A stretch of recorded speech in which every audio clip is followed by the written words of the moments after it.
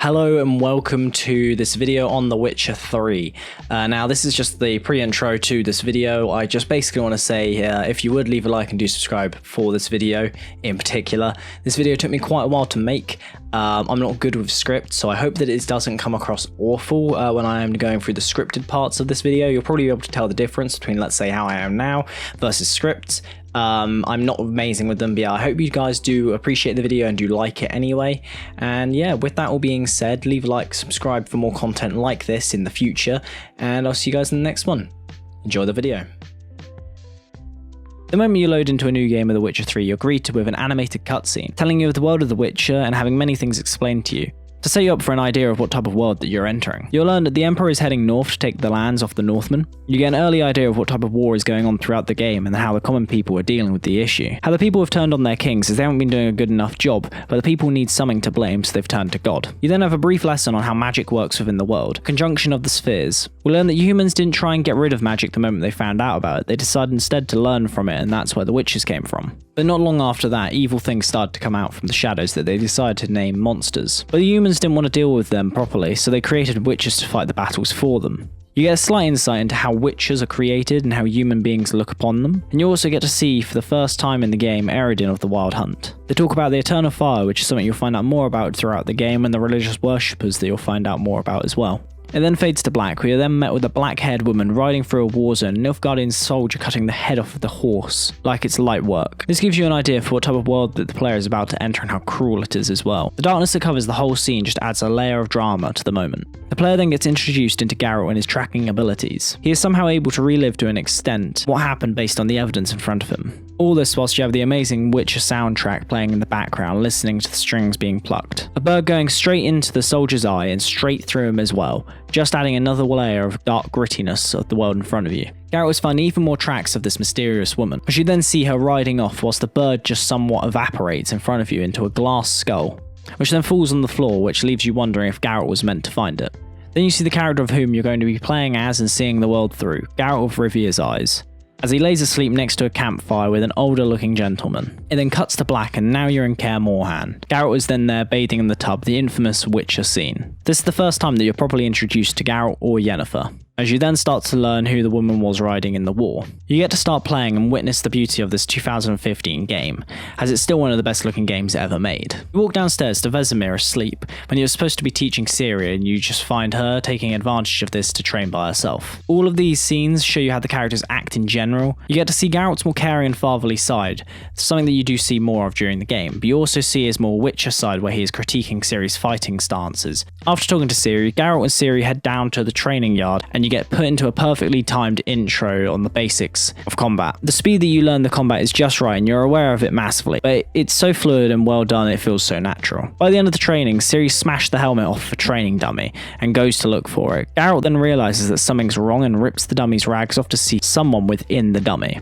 He turns around, but everything starts to become frozen and he starts to move in slow motion. Yet the Wild Hunt are there and don't seem to be getting affected by this and are in perfect motion. The order is given to execute Ciri and Geralt then awakens. You learn the backstory of the whole situation and why Geralt was worried about Ciri. He also then talks about the unicorn, whilst she just gets a relish in how good this game's quality is. You get another mini tutorial and fight the ghouls. And after this, Geralt and Vesemir ride off to find Yennefer. You're roaming on horseback, seeing the state of the land and how war-torn it is. But even when I start and replay it today, you just awe in the beauty of this game. Then out of nowhere you hear some form of screech. The animal grabs the horse with the raw strength of such a mythical beast such as the griffin, which then flies off into the distance. After your discussion with Bran, you end up heading to an inn to find out more about where Yennefer has gone. That is the first 30 minutes of this game, and you get introduced into this amazing, wonderful world in such a beautifully crafted way. Pacing is just right, the action is just right, and the storytelling is just right. The very way of describing this masterclass of game creation is just right that it's perfect. The gritty, dark, and pleasant world that somehow is so inviting, beautiful, and full of wonder. It's the true way of making a world that is so wonderful in so many ways. And with that, welcome to Witcher 3, a masterclass in game creation.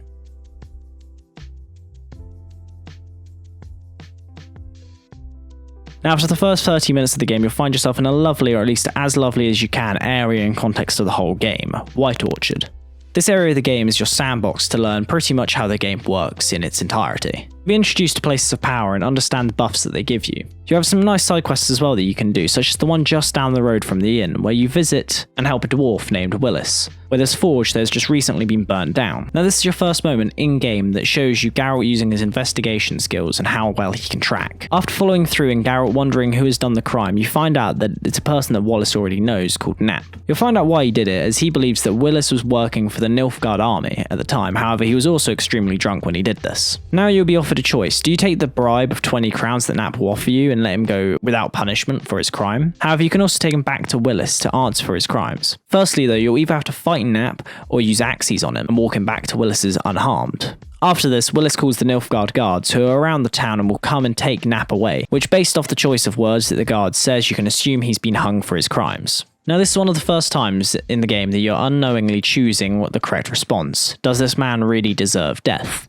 Now this sort of theme is something that is really shown within the books and the show itself, where Geralt has to choose between which one is the lesser evil. Besides this, you'll also get involved in finding some of the armor sets for the Witcher schools, such as the Viper armor. You'll slowly be able to upgrade your gear in all different ways, and depending on which ones you want, mainly the Witcher armors are the best if you want to get amazing stats, attributes, and overall just have armor that looks cool and all looks together. But with this first area, you'll get introduced to the Viper set. Also in this town, you'll be able to take on your very first Witcher contract that isn't part of the main story anyway, where you deal with a wraith that has taken over a well. Now Odilon believes that it's a ghost, however after some investigation you find out that it's actually a wraith. During this, you must find a bracelet that is keeping the wraith at the well. After burning the bracelet and the corpse, you'll then fight the wraith itself. Now after this, you get the choice between refusing the payment and taking the crystals, or you can take the payment that you agreed upon earlier on. Now it's up to you. After you get the crystal, you can either go sell it or take it to Tamara, who is the local herbalist. We'll be able to take on even more quests and get even more rewards that way. These two quests give you a great understanding into what sort of depth this game will go into. After all this, if you haven't already, you can go to the Nilfgaard encampment and try and learn more about Yennefer. However, you'll also then be given the Griffin contract. After you've done all the preparation, you can then go find and kill the Griffin, and then you take the head to the commander and he'll give you more information about Yennefer. You then head back to the inn where Vesemir is waiting for you, and you end up having to fight a group of soldiers that want to kill you, primarily because you're a Witcher and that's it. And this gives you more insight into how human beings treat the Witchers within the universe and how they look down upon them. Yennefer finally shows up and you're now on your way to Vizima. Once you're in Vizima, you'll meet for the first time in the game the Emperor of Nilfgaard, Emir, who is voiced by Charles Dance, aka Tywin Lannister, who couldn't have been a better choice for this role, as he has pretty much a very commanding voice, which is great. Now, that's just the first 2 hours of the game summarized for you, but I want to talk about how wonderful the first 2 hours is that sets up the rest of this 50+ hour game. Now, on my first playthrough, personally, I ended up completing all of it when it comes to the main story and some of the side content within the first 30 hours. That's because I was mainly doing the main story. If you decide to try and do a lot of the main story, a lot of the side quests, and also just other side content in general, you're looking at about 120 hours worth, which this first 2 hours of the game is teaching you pretty much what you need to know for the rest of this game. Some games, the beginning can be the peak of the actual fun, and then afterwards it just kind of stops. However, with The Witcher, this area is your playground into the real world, which you're going to be able to spend a good few days actually achieving. Now, fun with the first 2 hours of this game, it's definitely one of those really well-paced parts of the game. I'd say after this, you end up in Velen, where you kind of just end up taking a while doing things in a swamp, and it's not awfully fun. I'd say Velen is probably one of the least particular areas that I like. I will be talking about Velen in a bit. I'm kind of glad that they chose White Orchard, as with that you kind of get a very nice bit of scenery that you're going to be able to see later on in places like Skellige and Novigrad, but you don't end up in the boring swamp that they could have put you in right at the beginning of the game. Really, if they chose to, they could have cut out the first 2 hours of this game, as the first 2 hours really don't need to be here, realistically. However, it's one of those bits where the first 2 hours of the game is kind of essential for keeping players involved and kind of just wanting to play, but not boring them to tears, even though the first 2 hours doesn't need to be here. I think they did a really good job of kind of keeping it gripping enough that it kind of justifies being in the game in the first place. Now, at the first 2 hours of the game, you kind of get to also see just how amazing this game looks. I think they use that as a very big plus right at the beginning, just to kind of make you aware of everything that you get. The type of animals you're going to be fighting, the type of beasts you'll be fighting, the type of monsters, the story, pretty much like how well everything goes. You also get introduced to Gwent, which is probably one of the best parts of this game overall, and I'm very glad Gwent came out as its own separate thing. However, Gwent is by far, in my opinion, the thing that kept me playing The Witcher for longer than I should have, because Realistically, I played about probably 5 hours out of the 30 hours of playing, just playing Gwent. I played an in-game card game for that amount of time. And it's just amazing. Just the level of depth that this game goes into for so much stuff, it's honestly just really just well crafted, and that's pretty much the best word that you can put for this game. It's why I think that this game is the masterclass of game creation. But during all this, you pretty much do get introduced to all the main characters that you need to care about. You'll get introduced to other ones later down the line, however they aren't as important, but you kind of get an idea for how Garrel is, how Vesemir is, how Yennefer is, and you kind of get a little bit of insight into Ciri, but not a mass amount. Now with the opening out of the way, we will now start talking about the main story.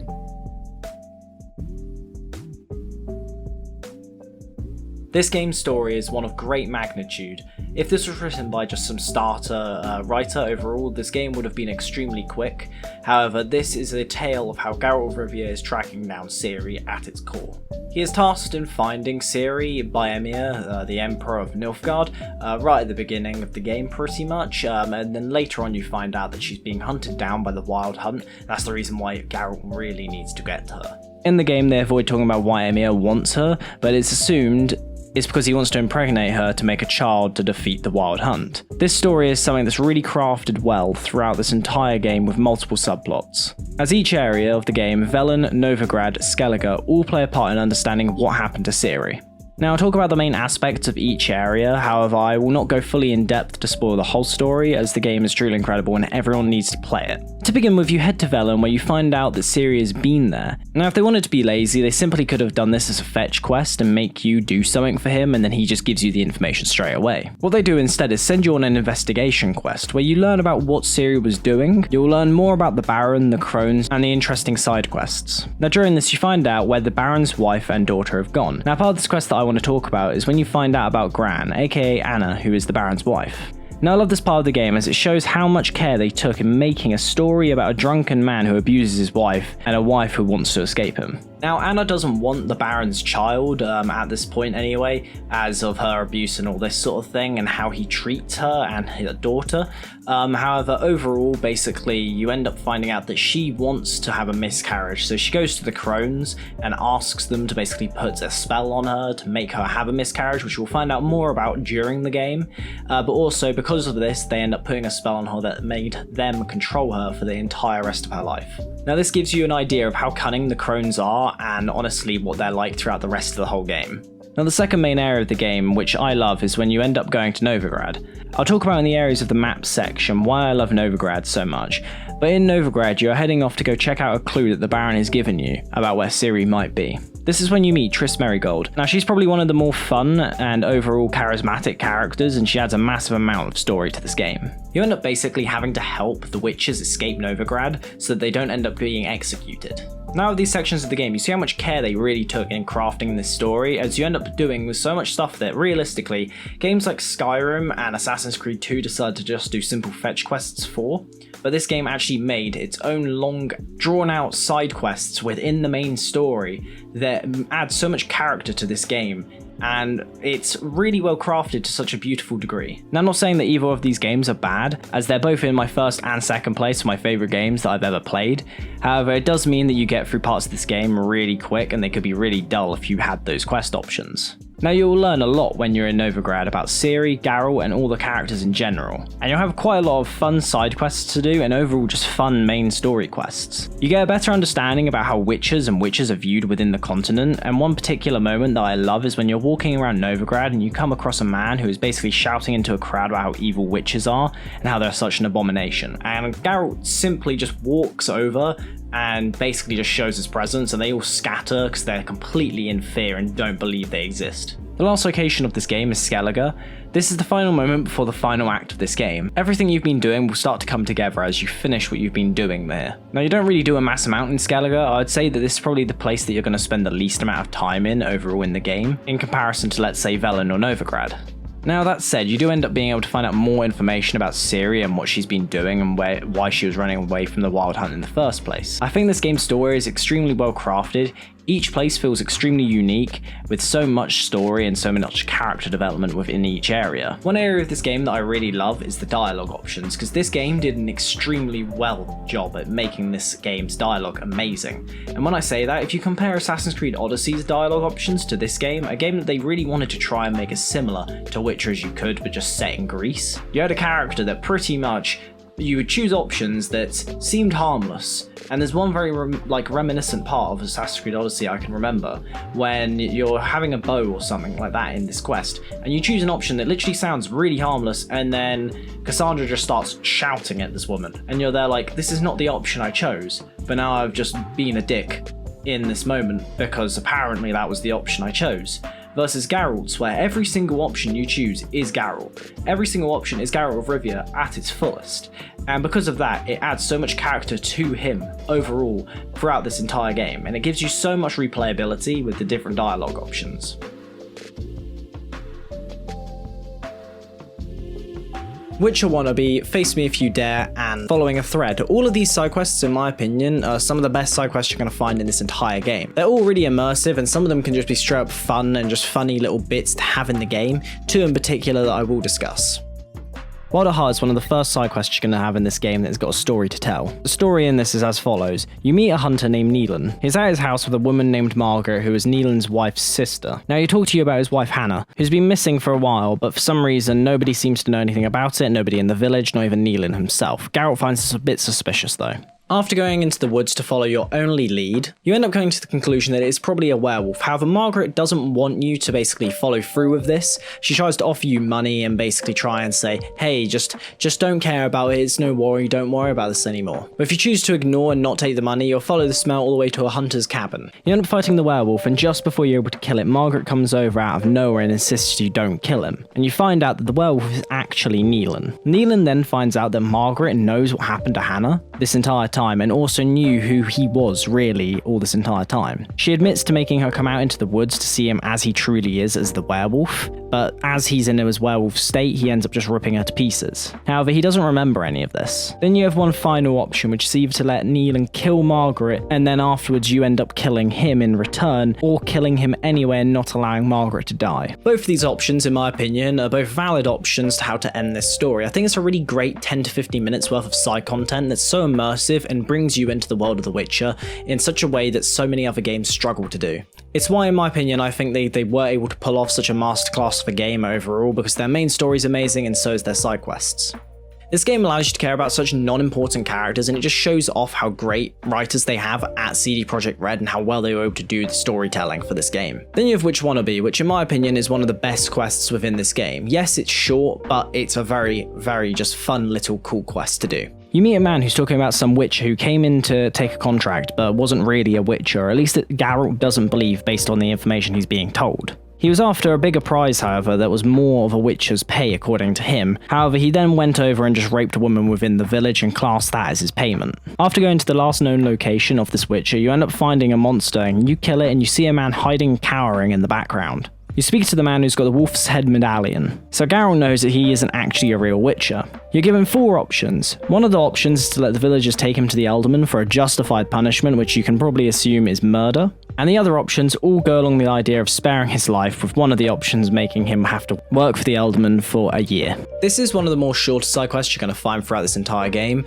normally averaging about 7 to 8 minutes to actually complete this. However, in my opinion, I think it adds to a lot of the serious tone of this game. It allows you to kind of jump out of how serious the game can be and how serious it does take itself sometimes. And when they do this, it adds another layer of storytelling that a lot of games struggle to do because they take themselves too seriously and they're not willing to basically find little jokes and poke holes at themselves throughout the game. The next side quest is one of the more longer pieces of side content you're going to get in this game, and in my opinion, one of the most fun. This bit of side content is the side quest called Following a Thread. You first start off by talking to a guard right outside of Novigrad. After talking to the guard for a bit, you find out that the contract that you're here talking to him about has already actually been looked at by someone else. However, Geralt then heads off to the last lone lead of this and starts his investigation to find out that the monster is actually a vampire. You go to where the last tracks lead you for the vampire, and you hear the sounds of metal clashing. After you defeat the vampire, you then find out that it's Lambert who was the one who took the original contract. Lambert mentions that he's come to Novigrad for a specific matter that he has to attend to. You talk to the guard and head inside to collect your reward. And then you find out that Lambert was only doing this to getting the information out of the man. You end up having to fight some guards whilst you're protecting him, basically, and Lambert will then start interrogating the man and kill him. You meet Lambert outside of the Seven Cats Inn where he'll start to explain why he killed the man, and you find out this is all due to a friend that was assassinated by a load of trained assassins. You go into the inn and you start talking to a woman who was part of Jad Carradin's group of assassins. You end up finding out the whereabouts of the other members of this assassin's group, every single person besides Carradin. After talking to the woman, you end up having her group of friends come over and fight you. Lambert tells you to head off to Skelliger, where you'll then go and fight Hammond and kill him. Then you find out that Carradin lives in Novigrad, but for some reason the guards were already expecting you to arrive. You then find out that the man is in fact a witcher and has children. You talk to him for a bit so he can explain a lot to you, including why he killed Lambert's friend, and a few other details such as how he's basically got kids. You'll have the option to either spare his life or kill him. If you spare his life, Lambert will just basically be slightly annoyed at you, but he won't actually do anything that will end up affecting the late game, which is a very big surprise considering a lot of stuff in this game can affect the late game. This side quest, in my opinion, is one of the best side quests throughout this entire game. One reason being that it is set in Novigrad, which is one of my favorite areas of this game. I will get into once we get to the actual map section of this video. But one of the other reasons is because you're with a witcher for quite a lot of it. One of the few times in this game that you're with another witcher, and I think it adds a nice layer of camaraderie between all the different people. It's just proof of how good the side quests are in this game and how good they are at storytelling, because you're able to care about such a side quest that realistically it's a side quest. Most people don't care massively about them, but for this game the side quests really do make the experience what it is. This next side quest though is one of my favourites just because it's something just to fool around with and have fun with throughout the game, and it's a little memorable experience. The first time you meet the challenger Ronvid, you'll meet him outside of Crow's Perch, where he's nothing but a novice. After easily defeating him, he'll basically just run off. You can choose to threaten him and whatnot. He says that he's basically doing all this in honour of Maid Bilberry. The second time you meet him, he'll be right outside of Novigrad. This time though, he's upgraded his armor, he's got a shield instead, so making the fight a little bit more difficult for you, but realistically still very easy. The last time you meet him, you'll be inside of Novigrad itself, and he's brought 2 other people with him to fight you, as he believes that you cheated him for not disclosing that you were a witcher. You'll then fight him for the last time, killing him instead of sparing his life like you did every single time. This quest to me is similar to Wannabe Witcher. It's something fun that you can do throughout the game, and it's just a memorable experience throughout it. It's such a small thing, but everything that's really small in this game adds to the believability and immersion of it. Now all of these side quests for me stand out massively, and I love all of them. I think this game really summarized how important side quests are to making a great game. There's an idea within gaming that you can have a massive world, but if it has no depth to it, it's just hollow. Now the side quests in this game add so much substance, and all the side quests in this are so interesting, like mini short stories. I found that comparing it to games like Valhalla, Skyrim, or even games like GTA, Fallout, or Spider-Man, you'll find that they all have massively filler content. I found that throughout my entire time of playing The Witcher, none of the side quests really felt like they weren't in the game for a reason. Like, sure, you can always say that there is some filler things within every single game, but I feel like this game really didn't do that. In comparison to games like Valhalla, which in my opinion is pretty much the basis of comparison here, because Valhalla is the closest thing we have to another Witcher-like game, at least to the level of scale that they tried to do it at, and it just proves of how bad your side quests can be, how bad your main story can be. You're just gonna have a game that is dreadful. Even if the main story of Valhalla was any good, the side content is so lacking that it wouldn't have been interesting.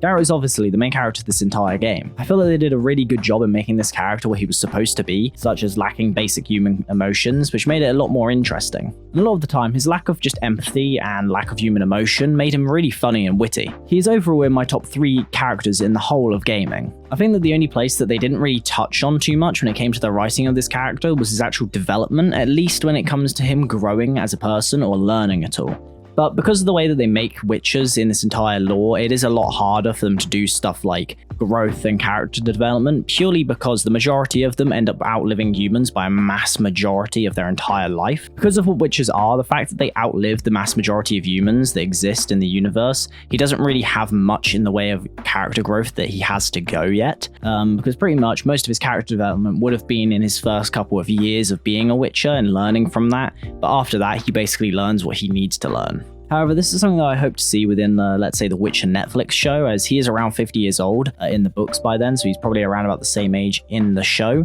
Now, hopefully they do a little bit more character development of him actually just, growing as a Witcher. I know that it's very hard to do character development on a character that, doesn't have basic human emotions and that sort of thing. But overall, you do have characters, let's say like Sheldon from The Big Bang Theory, where he does have mass character development over such a short period of time. which I know I'm comparing literally a character within a medieval universe to a character who should be kind of realistic, but I think they did a really good job in, let's say, The Big Bang Theory of doing a very long drawn out process of a character's development.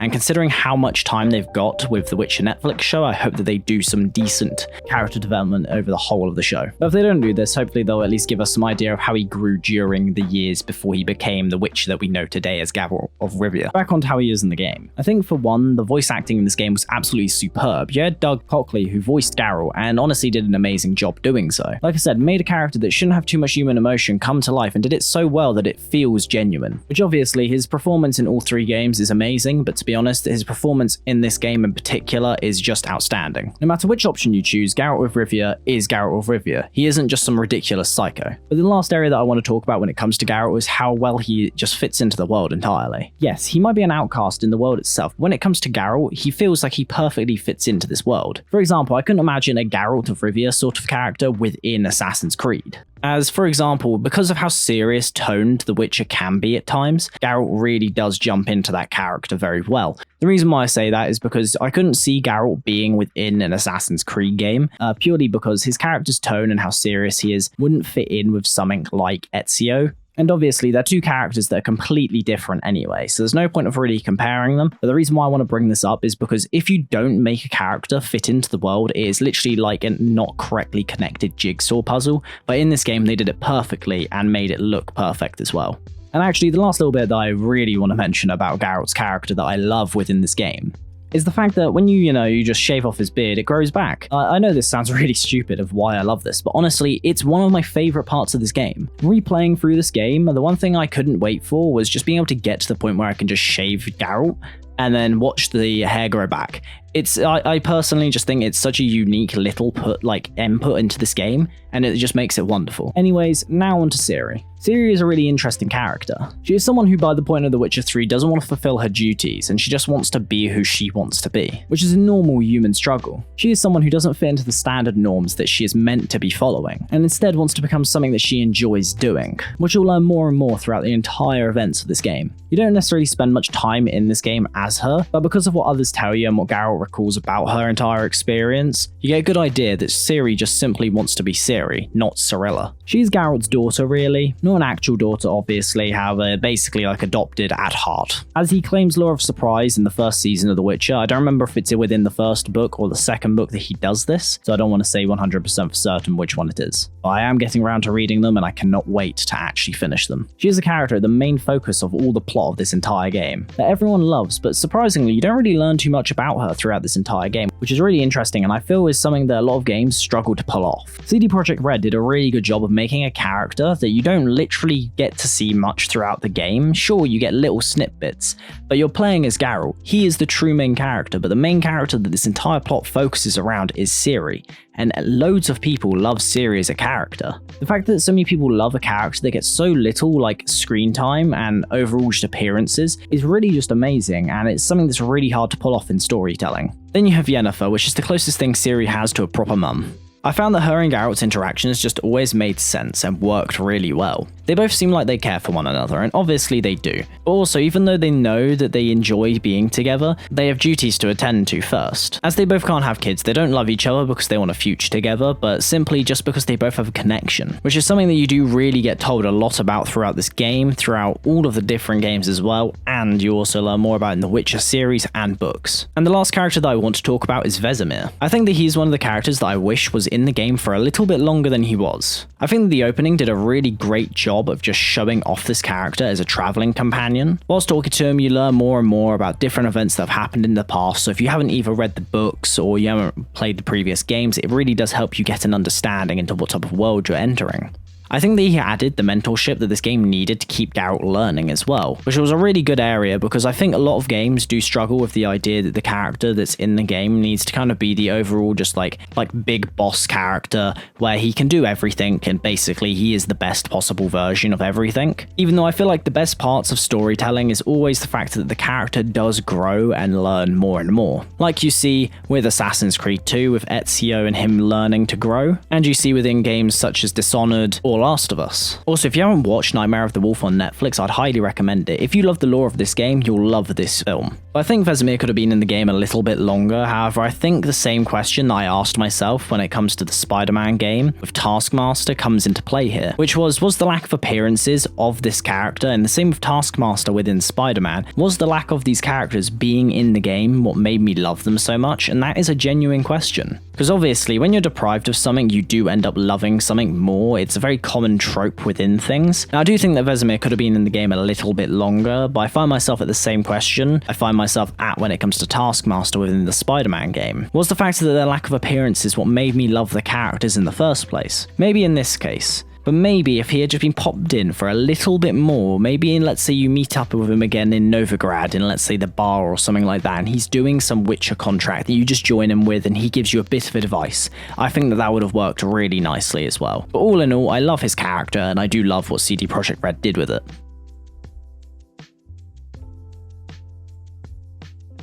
The world is a really big part of this game, even if you have really amazing main characters, amazing story, but if your world doesn't feel alive and just feel like it fits into place with everything, then that can really ruin the overall aspect of the game and make it a really mediocre game as a whole. However, The Witcher 3 really does not have this issue, far from it in fact. The world of The Witcher, including The Witcher 3 especially, is just amazing and just wonderful as a whole.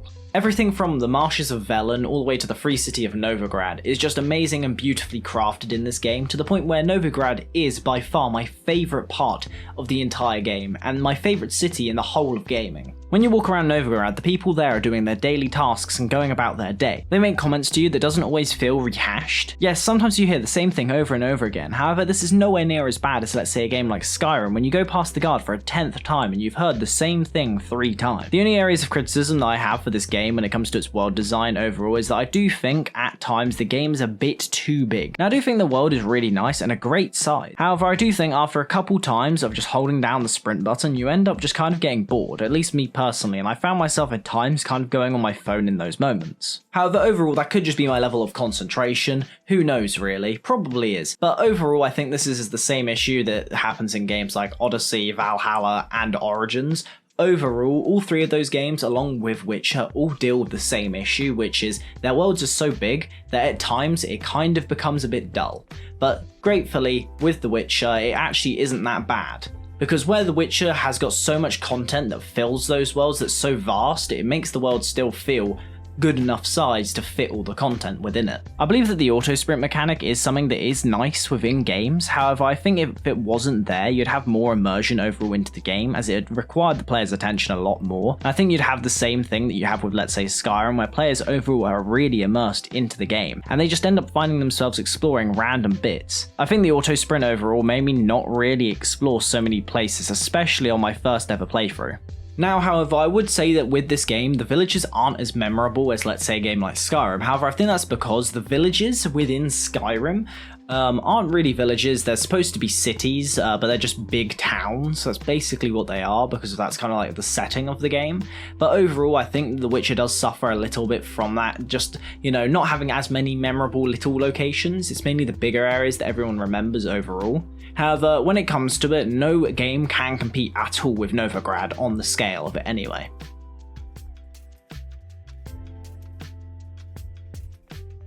Now, one of the things that they did really well was covering up the gameplay mechanics. For example, the fighting in this game is nothing out of this world. Same with the overall combat system, however they made it look really fancy. And by making the combat system in this game look so beautiful, they were able to basically get away with a really simple combat system that felt new and unique. This game fundamentally was made for PC.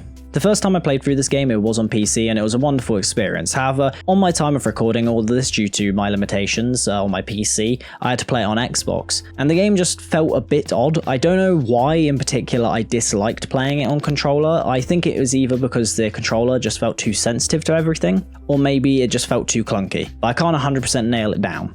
Now, another area of the game that I want to talk about is the magic and alchemy systems within this game. I think they did it really perfectly. I think a lot of hardcore RPG fans might disagree with me on that one, but I think they did it really nice and just simple that when you upgrade things like Igni or Ard in this game, it feels so good to do because the upgrades are so slow that it just makes it feel like you're actually becoming more powerful each time you upgrade them. The way that it's a noticeable difference, but it isn't so noticeable at the same time to the point where you're taken out of the game. Some games have a magic system where it's so overpowered when you upgrade, it just starts to not feel like a challenge anymore. Then you have the other side of the spectrum with games like Skyrim's magic system, where the upgrades just aren't worth it. I think that this game really hit jackpot in terms of keeping players hooked with a nice and simple magic system. Then you have the alchemy, which is something that I think they did really well. The fact that you're able to just find out how to make every single potion just throughout the game is a really good aspect of this game in comparison to, let's say, Skyrim again, where you have to kind of just mess around with potions and then just hope for the best that you make a potion and then you'll actually have that saved after the fact. Which I get why they did it in Skyrim, but I really like the fact that in Witcher you can just learn throughout the game just by finding the potion craftables. And like I mentioned earlier, one of the biggest dislikes when it comes to this game's mechanics is the auto horses. It's nice sometimes, but I wasn't always staying immersed. As when you're riding on the horse, you can just kind of basically get just bored and dull at this point because you're not actually having to put in any input. It's basically like watching a film. But also, not only is your horse just basically making you not immersed anymore, I also found that it just starts to mess up and start taking the wrong directions, which I found a lot more this time on my playthrough than I did, let's say, on my first ever playthrough. Either that or it just wasn't noticeable enough, or the fact that I was playing on PC, so I concentrate more when I play on PC than I do on Xbox. Now, the last bit that I want to talk about when it comes to the gameplay is probably the best part of this entire game, in my opinion. I always forget about it. However, when I replay through The Witcher, I always remember and just love the fact that it's in this game, and that is just the fact that every character keeps pace with you no matter where you're going. It's a really just wonderful experience, especially back when this game came out, back in 2015 and 16. There wasn't really many games that were even doing this at all, if any, and it was very irritating having to just follow really slow NPCs. But by far, this is one of the most satisfying parts of this game, and nobody can even judge the factor of just how amazing this single thing makes this game. Whenever I go back to it, it just makes me happy for the factor of knowing that I can run around anywhere whilst doing a quest and not be slowed down. Now, that's everything that I wanted to talk about in terms of gameplay and all the pros and cons that I found throughout this playthrough and when I originally played through it.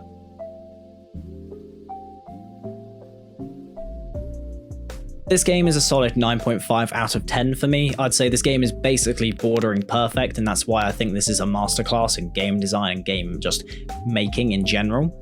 A lot of companies, especially after The Witcher 3 came out, wanted to repeat the success of The Witcher 3, which is extremely hard to do, even to the point where CD Projekt Red themselves struggle to even do that to this day, especially with Cyberpunk. Maybe though we might see them redeem themselves with the next Witcher game, which isn't going to be Witcher 4 as that follows Geralt's story, but it will be a game within the Witcher universe. But yeah, that's my rating for this game. It is 9.5 out of 10, just because there's a few things in this game that aren't like amazing and are slightly irritating, which would almost bring it to a 10. It's definitely one of the best games, if not the best game ever made, but I still can't say that it's 100% a 10 out of 10.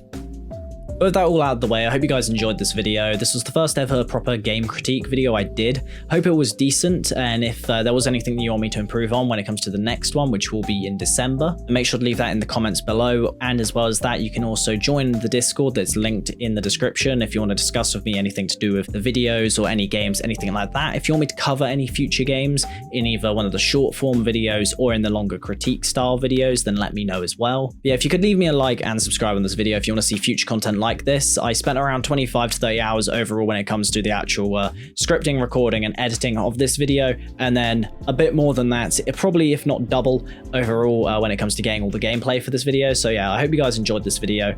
Like I said, join the Discord as well if you want to basically just jump into a Discord with people who just want to talk about games, everything like that. Also, make sure to go follow all the socials, everything like that, and I hope you guys have a great rest of your day, and I'll see you guys in the next one. Have a good one.